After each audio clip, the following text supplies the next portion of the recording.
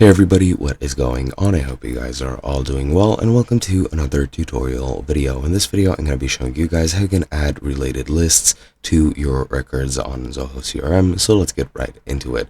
Now, the first thing you want to do is you want to go into one of your modules, which has records, for example, leads, and then select one of these records that you want to edit. For example, I'll select this Christopher guy, and then once you're in the overview, and edit page, you can just go ahead and click on these three buttons right over here, or three dots right over here.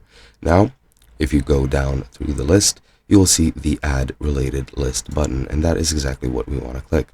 You can add one from widgets, from functions, or unselected related lists. Depends on what you want. I'll select widgets and then just select the widget you want. I don't have any, so I'm just going to create one on the fly.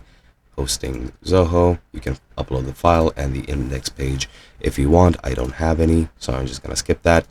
But that is sort of the principle of how you can add a related list. I'll try to add another one through unselected related lists. As you can see, you have already added all your related lists for this module. And if I go into functions, as you can see, I don't have any functions. I can choose it from the gallery if I want to. I'll select this one, just click on install, and just click save. And as you can see, you can enter the custom value. So for example, account name, I'll just add test, and auth token, I'll add test. Not sure why that's not working. It's just adding it to the related list name. I'm not sure why this is happening, but it is what it is. But I'll just skip over it. It really doesn't matter. But pretty much, yeah, you just go here, click on add related list, select how you want to add it, and that is basically it.